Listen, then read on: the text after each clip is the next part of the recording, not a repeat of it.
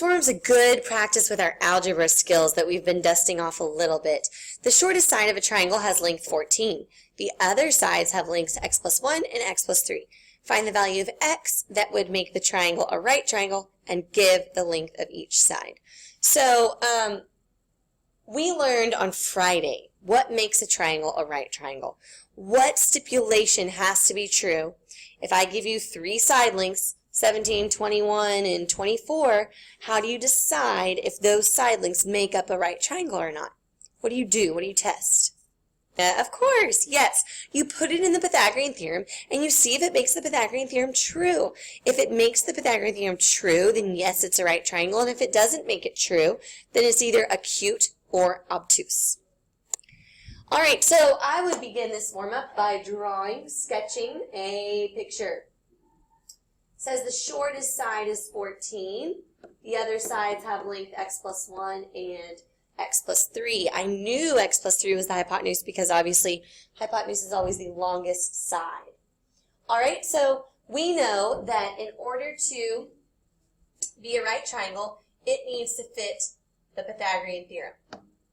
So we are going to force this triangle into the Pythagorean Theorem, and we need to make sure that we're using parentheses correctly, that we're applying parentheses correctly. A squared plus b squared equals c squared. Here's what not to do. Are you watching? Here's what not to do. Not to do. Okay. 196 plus x squared plus 1 equals x squared plus 9. This is what not to do. What did I do wrong? Foil, guys. I didn't foil. And that's what most students do who get the problem wrong. All right. So just a reminder, if I'm going to do x plus 3 squared, that's really x plus 3 times x plus 3. So that's really x times x, x squared, x times 3, 3x, 3 times x, 3x, 3 times 3, 9. I didn't do that whole middle section. And that's what a lot of students do. They think they're allowed to just take that squared and just square the x and square the 3. But you're kind of right. Order of operations tells us you're not allowed to just square on top of addition. If that was multiplication, we could just square both of them. But it is addition, and so we're not allowed to do that. So the better step number 2 would be 196 plus x squared plus 2x plus 1 equals x squared plus 6x plus 9. Do you follow? Now a glorious thing happens. Do you see what's so glorious about this? It happened in your homework a couple times too, I think. There's an x squared on the left, and there's an x squared on the right. That means that they cancel. And that saves us from factoring. We do not have to factor this. That canceled. The x squareds canceled. So now let's combine like terms. 2x plus 197 equals 6x plus 9. I'm going to move the 2x over here, and I'm going to move the 9 over here. 188 equals 4x. X equals, I believe, 47. Cool? Then it said give the length of each side. So we don't want to do all that work and then get the problem wrong because we didn't follow the directions. So the length of each side. So one of the sides is 14. The other side is x plus 1. It's 48. Oh, that was a weird 8. The other side is x plus 3. 50. Final answer. 14, 48, 50. Good? Okay. Let's get those homework answers out there for you.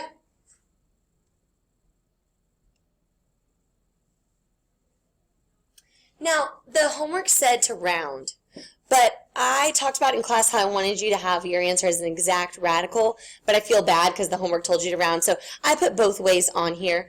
On the test, I will want you to do an exact, a simplified radical rather than rounding. The reason the homework told you to round is because we used to teach this earlier in the year when we hadn't taught radicals yet, and that's why the worksheet told you to round.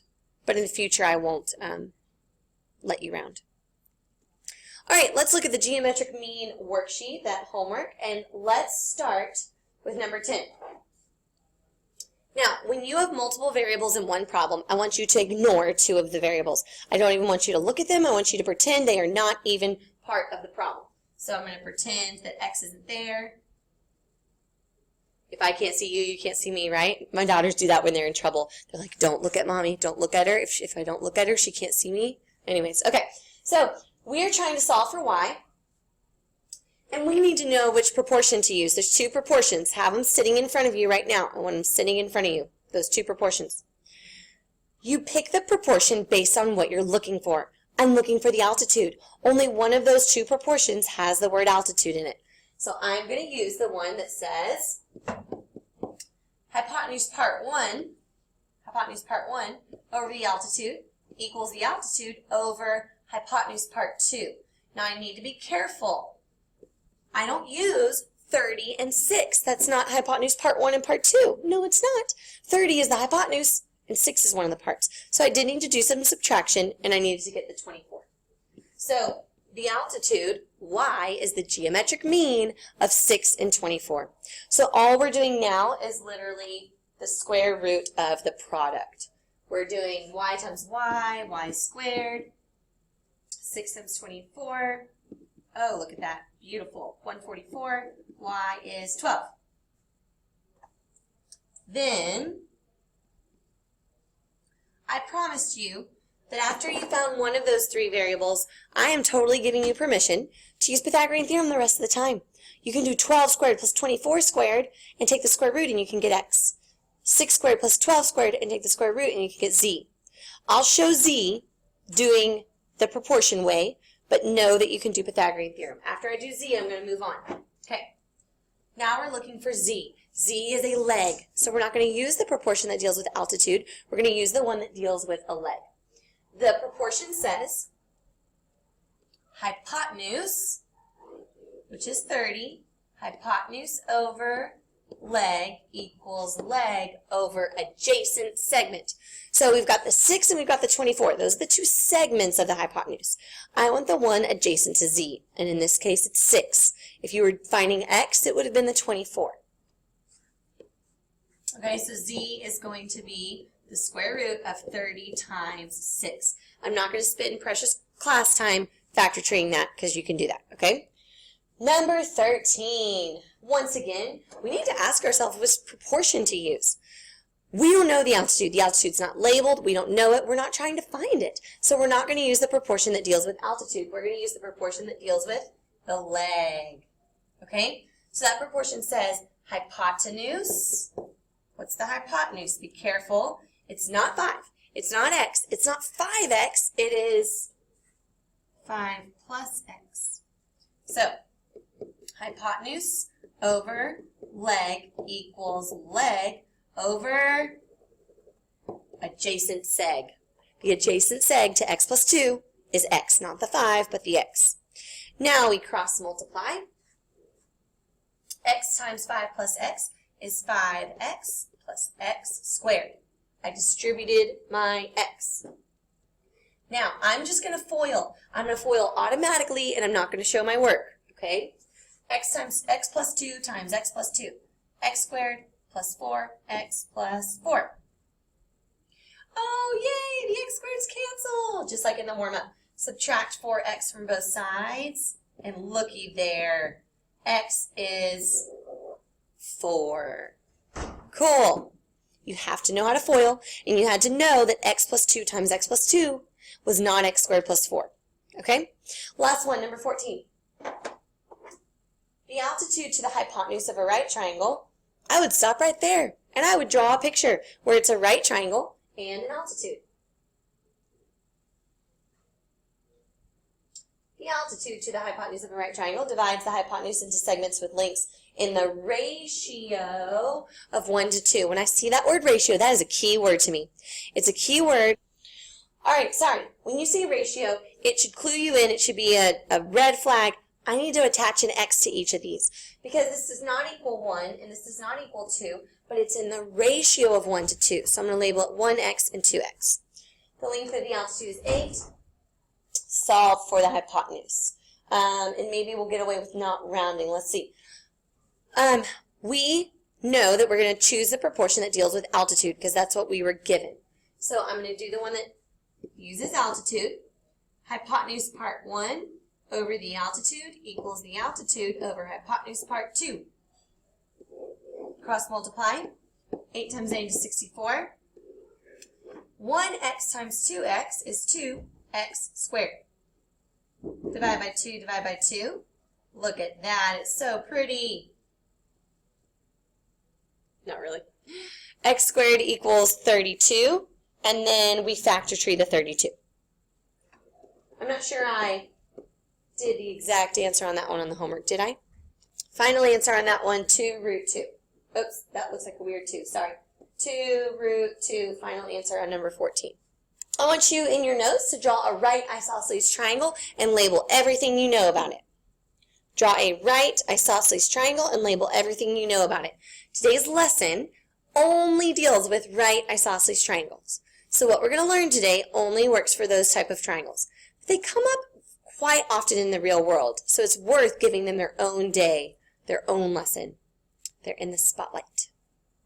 All right, so hopefully your picture looked something like this. Hopefully you drew a right triangle. I saw a lot of people last period drawing an isosceles triangle with an altitude drawn. That's not what I asked. I wanted you to draw a right triangle, check. And then I wanted it to be isosceles, check. Then it said label everything you know about it. Well, I know it has a right angle. I know it has 2 congruent legs. What about the missing angles?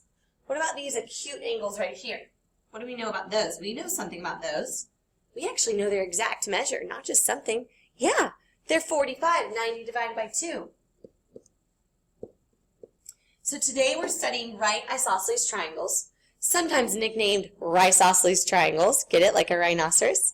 And their angles are always 45, 45, 90. So that's why on the calendar, today's lesson is called 45, 45, 90. So if a triangle's right and isosceles, its angles are 45, 45, 90. Converse. If a triangle's angles are 45, 45, 90, then it is both right and isosceles. All right. We're going to do a little bit of a discovery. Okay, so we divided up these triangles, and we used Pythagorean Theorem. We did it the long way, because today we're going to find a shortcut. Do you notice a pattern? You found the missing side, and something is common between all those hypotenuses, actually.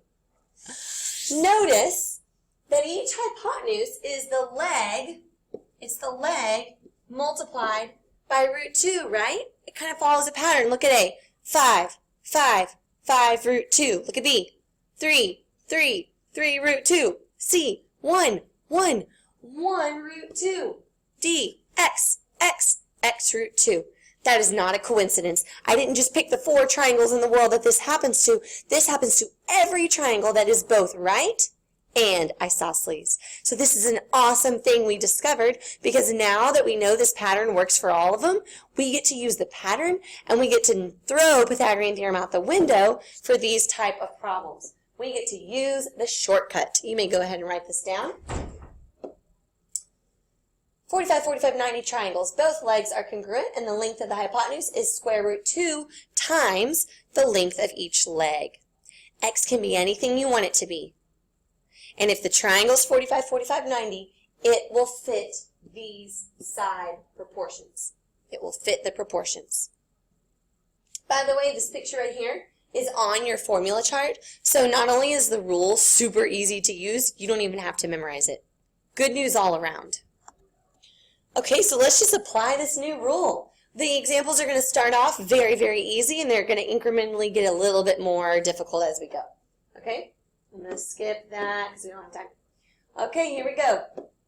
Easy as it gets. Find the value of A. You can do the chant if you want, but you don't have to. 9, 9, 9 root 2. That's all there is to it. I did not calculate anything. I used my shortcut. 9 root 2. Look at y'all getting so fancy with your radicals. Find the value of K. Something, something, 2 root 2. What is that something? It's whatever's being multiplied by the root 2. It's 2, 2, 2 root 2. Next one. Don't say 5.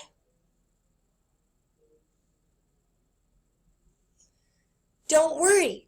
You're not like, oh man, now she's changing it on us and I can't use my pattern anymore. You can still use your pattern. Good, Angela. 5 root 2, 5 root 2, 5 root 2, root 2. I still use my pattern even though I had a crazy side length. What is, now I just have to do a little bit of math. What's 5 times root 2 times root 2? Well, root 2 times root 2, we all know, is 2. So this is really just saying 5 times 2. So the side is, the hypotenuse is 10.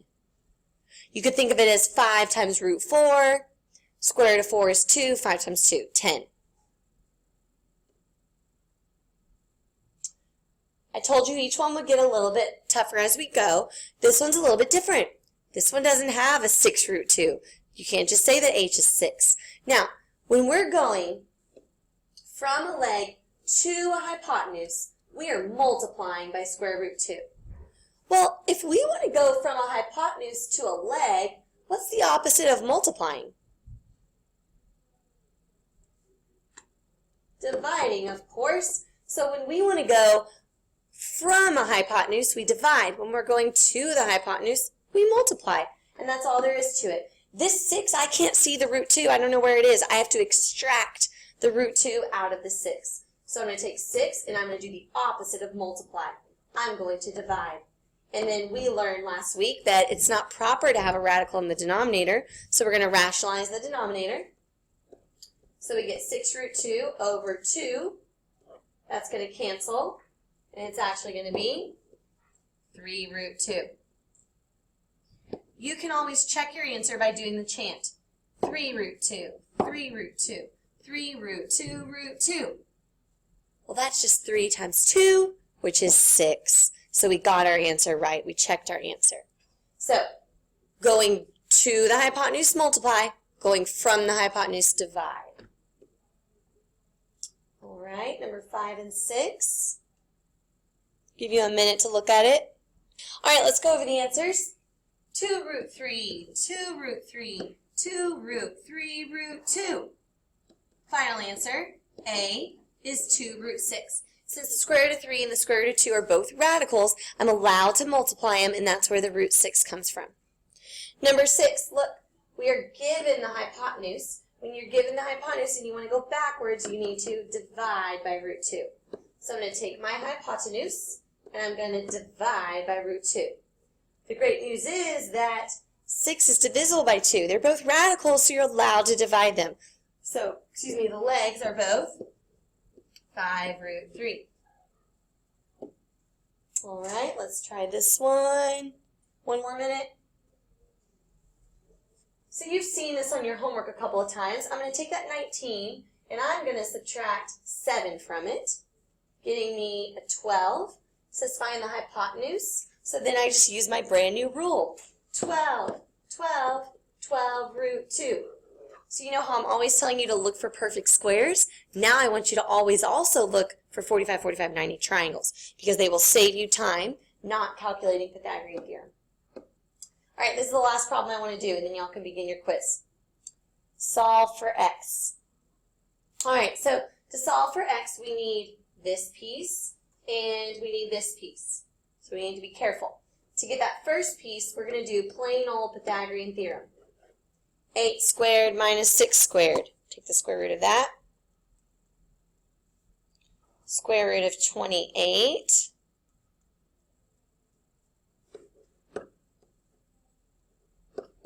You can do 14 times 2, 7 times 2. Either way, it's 2 root 7. So this is 2 root 7. Now I can go over here and look. I spy a 45, 45, 90 triangle. So I know it's x, x, x root 2. So I know I can take my hypotenuse and divide by root 2.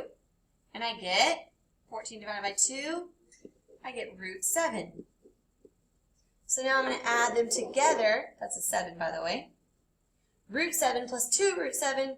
Final answer to the problem, 3 root 7.